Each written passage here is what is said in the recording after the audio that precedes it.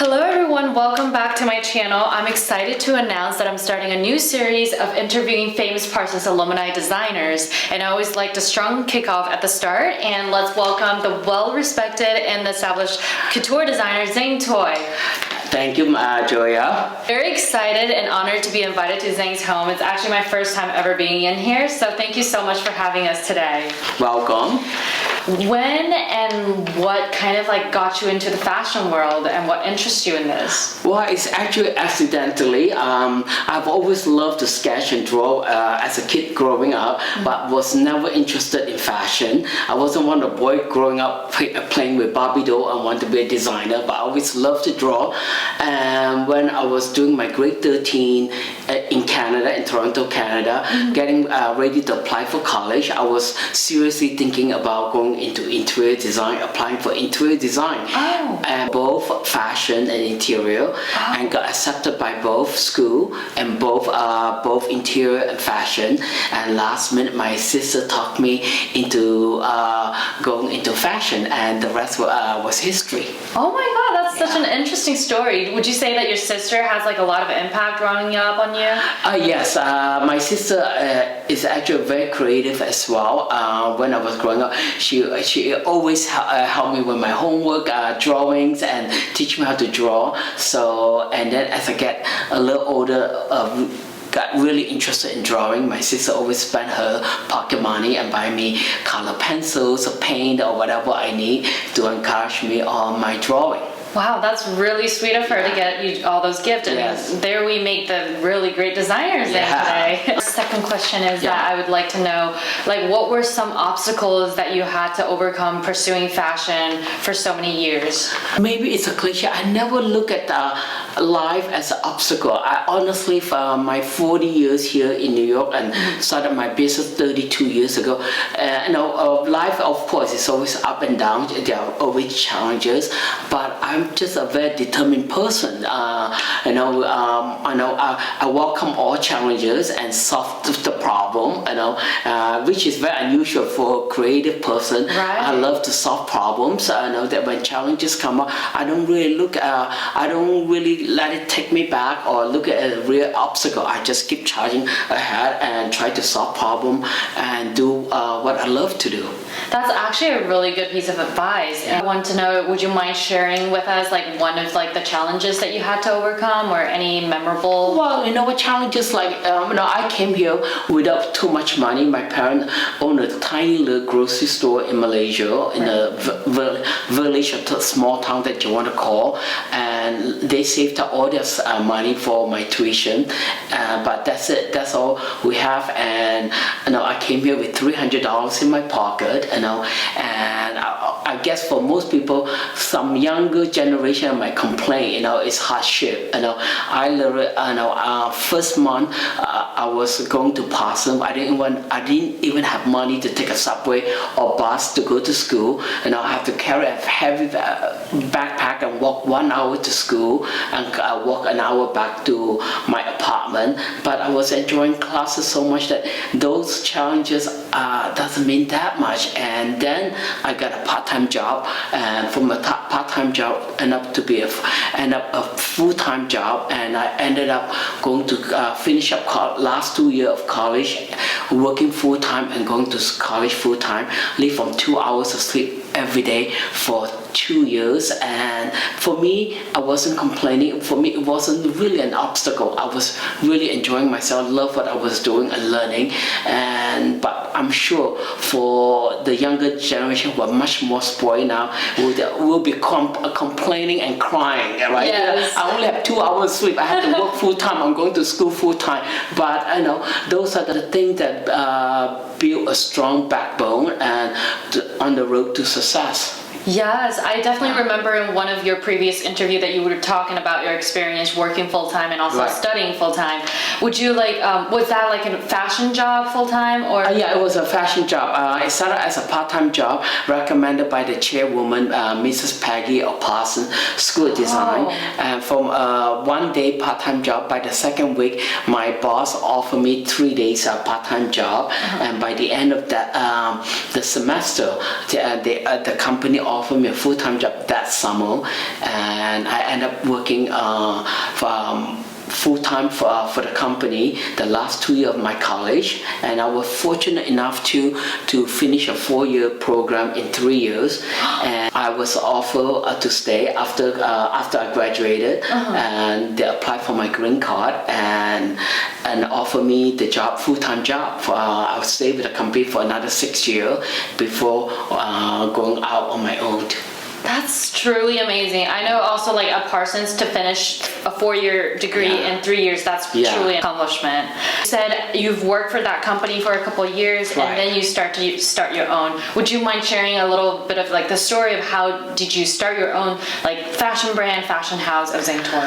Well, I was very fortunate. I did two freelance jobs right before, after I left my former boss, and through my freelance job I met an ex-business partner, and she put in $50,000 in 1989, and we started a company August 1989 with the very first collection, the Resort 1989 and 90, and we hardly have any money. 50,000 is gone very quickly. 75% of it went to rent and deposit, and so to save money, I decided just do a lucky 13 pieces of the collection and send up in one page of Xerox paper sketches to all the major magazine publications and retailers, and the first person that called was Vogue magazine a week after I sent up my sketches, and they called me. They said the market editor said Anna Wintour, who just became the editor-in-chief a year prior, and said love the sketches. She would like me to come and take a look at the collection. Long story short, they came and they photographed one of the dress, and one dress from the very first collection made it into Vogue magazine, and I was in business of all of 3 months. Oh my god, that's truly amazing. Like with the first collection, which is unheard of, the very first collection. Do you mind if I ask how old were you at the time? I was pretty old, I think. I started my business when I was 28 years old. That's not that's a big accomplishment. With starting off like a fashion business, what do you think is the most important thing, or having like your own brand, what's the most important thing for someone to start, or like if you have like any advice? Well, I think the most important thing, like anything in life, in any profession, is hard work, and also stay true to yourself. You have to have your own identity. I think that tell apart a difference between a designer or a designer who just follow the trend. You know? I think when you look back at history, some of the most iconic designer, whether it's the original YSL, the Christian Dior, Gianfranco Ferré, Jean-Paul Gaultier, Christian Lacroix, they all have their very strong signature look that they don't copy anybody else. You know? When you look at a piece from Saint Laurent, you know it's Saint Laurent. I always encourage young talent not be afraid to do their own thing, follow their own creative path, and work very hard. The key ingredient to success is still hard work. Right, that's actually a really good piece of advice. I was wondering, since you are a couture designer and you make really beautiful and classy gowns, what made you choose like couture versus like something that's like more ready to wear or daily? Well, because I think that is part of who I am. You know, I love. You know, it's not a fake facade of what I do. It is really how I live my life. I love the finest things in life, and for me, so ever since I was a little boy growing up in the grocery store, even though we don't have money, for me it's always quality versus quantity. I remember growing up as the youngest of 7 with 5 older brothers and 1 sister. We don't have that much money. All the boys have to wear me hand-me-down, and I'm the youngest. I refuse to wear anybody hand-me-down. I remember I was 7 or 8 years old. I tell my mother, Mommy, don't make me wear all this ugly hand-me-down. All I want is 2 shirts. Literally, I grew up for maybe 2 years that still remember vividly. One was a leopard print shirt. The other one is a green and beautiful green and blue, but more on the vibrant side, batik print shirt. The maid literally just cleaned my shirt every other day. Often I refuse to wear my older brother. I have my own look, and I always for me, that is I think the beginning of my motto of quality versus quantity. I always rather have less, but the most beautiful thing, and that's how I live my life. That is the reason why draw me into creating the collection as become what it is, a household toy. The lady buy into it, they buy a piece of my dream. They can, most of the lady that I dress, they can buy and be dressed in anybody they want. They can fly to Paris on their own private plane, jet to shop. But they love what I do, and they buy into a piece of Zang toy dream. And also it's not fake. It's my lifestyle. Is how I live and how I enjoy the finest restaurant, the finest traveling around the world. And I'm able to project that dream and turn that dream to reality. And fortunate enough for me to cultivate a large group of very loyal clientele all over the country and part of the world. That's really amazing, because you project your dream and the pursuit of like finest thing in the world, and that really reflects in your collection and in the Zang toy designs.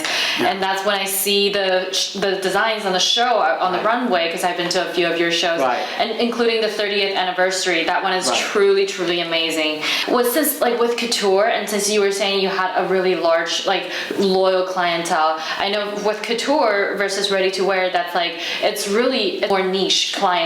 How do you find the balance between like this really fancy dreams versus something that people could more easily choose over? Well, you know what? I hope someday, I found my niche, that couture, very high-end couture, that all the lady cherish. They own the Zang toy. They're so possessive of the Zang toy. They never give away the Zang toy. Even they don't wear it from 20 years, they still collect them.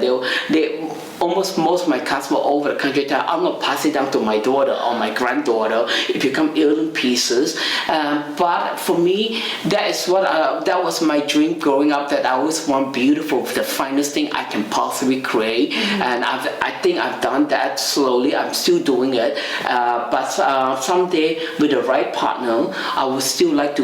With the right partner, I would like to go into more of a mass market ready to wear. But you need a big financial investment and the right partner. That is someday the right partner come along. I'll be very happy to create a collection that is so that all the Zang toy fan out there can enjoy a piece of Zang toy that they can't afford it right now. But I think it will happen someday. We did that with Papyrus 6 years ago. The Papyrus greeting card, when they launched the collection, the Papyrus, they told me they'll be happy. They've done many designer collaboration, so they know their number. They told me that if they do 40,000, they sell 40,000 cards a year, they'll be very happy. 5 years later, the Zang toy by Papyrus card has sold over 1 million cards. So because it's very affordable, it's $9.99 to $13.99 for a card. Everyone can, all the Zang toy fan out there that always love what I do but can't really afford the high-end make-to-order pieces. Now they're all collecting and buying the cards like crazy. So, but that give me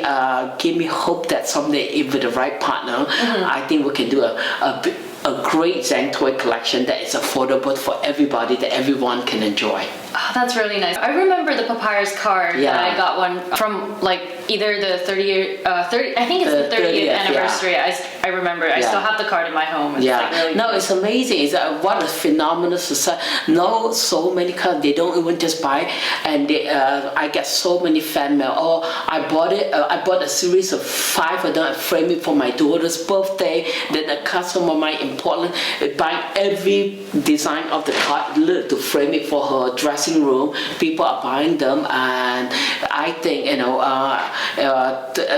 what a great success to be able to reach out to everybody. I'm also wondering, would you mind sharing with us like a few of your like inspirations or like the designers that you really like?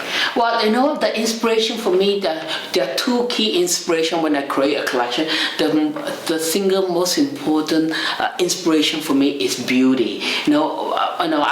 I'm always inspired by beauty, regardless what it is. The beauty of an interior that inspired many of the collection, the beauty of a woman that I can see walking down the street in Paris, or a home, or a museums, or a movie, or can be a painting, a book. So beauty is one of the easy and simple inspiration for me. And of course the next one will be travel. I love to travel all over the country, and I've traveled to see experience different culture and different beauty that often inspire the collection too. And back to the designer, I know there's a group of designers that I admire and love, but the number one will be my fashion hero YSL. Original is Saint Laurent and Christian Lacroix, Jean-Paul Gaultier, and Gianfranco Ferré. Those designers that who have their own identity, who have such a strong look of their own that inspire me, not afraid to do my own thing. With you said like the Yves Saint Laurent, I think he used to work for Dior for a bit, and then like after the alligator jacket, he's like being fired from Dior, and then like he just started his own. That's like a very rebellious story. Rebellious story, and also Saint Laurent was the first, I think the first designer who embraced beauty, and who also, for me, I think the very first designer who started the trend of wearable glamour. His evening gown are so beautiful and so gorgeous and so glamorous, but yet it's wearable. It's not costume. There's so many designers out there that when they want to get attention, they do the over top, but it start to look costumey. Saint Laurent can do with the most gorgeous gown floating down the runway, but they're wearable glamour. Also, I wonder for like this latest season, I know you're going to on a trunk show tours, and I've seen you posting on Instagram some of your latest pieces that's like on trunk show. Would you mind telling us a little bit of like your latest collection and what it's inspired by? Sure. The spring 2022, I decided to go back to stay locally because of the pandemic. I did not want to put up with all the BS on all the COVID restriction and quarantine, so I stopped traveling to internationally. So I decided to which is good for America, so I decided to stay locally, and I decided to go back to Palm Beach. The very reason why Florida is on fire right now for the last 2 years, everybody, no matter what they say, everybody is going down to Florida. Yeah. And when you go to Florida, it's amazing. People are free. People are happy. Even though they take COVID seriously, but they move on. They live their life, and it's just amazing. I was in Palm Beach 3 times last year, so I decided that it brought back all the great memory. 32 years ago, I was invited by the grand dame of fashion in Palm Beach, Miss Martha, or Martha on Worth Avenue, and I was in business for barely 1 year. I was invited to do a trunk show there, and Miss Martha introduced my collection to all her glamorous lady, the glamorous life of Palm Beach. That one time, which was unheard of. We did almost $200,000 trunk show in the very first time going down to Palm Beach, and she really showed me what Palm Beach is real about, how much a woman love glamour and love beauty. Now, since I'm going to do a Palm Beach collection, it will be a tribute to Miss Martha and her daughter, Miss Lynn, who are one of my earliest and biggest supporters when I first started out. So as you can see from the collection, that's why you have all the beautiful coral and seashell print. So there's a print, a beautiful oversized, very bold print of palm leaf and pink orchids. In the latest collection, I see a lot of this very fresh green color and refreshing color. Would you mind tell us a little about like your color story and the color palettes? I decided it's spring, it's Palm Beach, everybody have gone through so much in the last 2 years with this lockdown. So I decided to have a color palette that give a pop to lift everybody's spirit out. And that first thing came to mind was that big signature chartreuse color, which is the signature colors that I use when I first started out 32 years ago. It's one of my actual signature color that everybody loves, and I sort of haven't used it for the last 30 years. So I decided to bring that signature Zang toy chartreuse back, and which I thought is so appropriate for the time we're going through right now. A pop of very refreshing, almost like the first day of spring, to lift everybody's spirit up. Since you have the House of Zang toy for like more than 30 years in business, and I was wondering, do you see yourself more as a fashion designer or a fashion entrepreneur? Well, I think both. Both. You know, I've always been a fashion designer and also entrepreneur. Even when I've started, I'm always interested in the business part of it. I was never afraid to crunch the number. You know, I think it's very, very important as a designer or creative person. You know, you have to do enough business to support what you want to do. And you know, like I did, my last podcast interview was with my great friend Kelly Ban-Simon. I was talking about I love my freedom. You know, I think the most important thing for me is freedom in life. You know, that is the reason why I fell in love with America. It's a freedom that I love. As an independent house, who by the way, I own the company now myself 100% since 1995. I love the freedom to do whatever I want. If I fell in love with a $500 a yard of Laura Piano cashmere, I can afford it. I want to use it. I can do it. I don't have to get if I work for a big company, I will have to go to meeting after meeting by showing my presentation, wasting all the time with the meeting to get approval to use that $500 a yard of fabric. But at the same time, you have to be smart enough to know you have to work very, very hard for that freedom.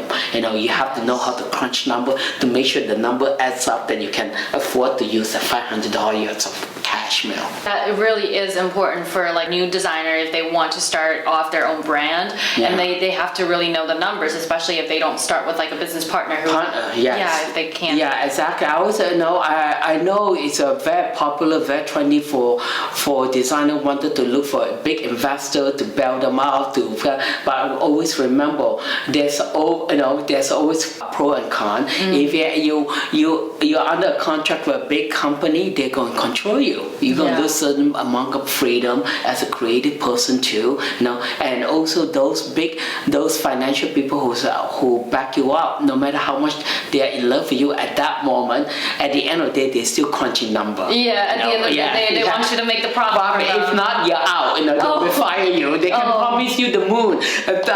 2 years out, if 2 years later, if you don't produce a number, they can fire you. Even though they can promise you the moon in the beginning. Wow. Yeah. So be smart about it.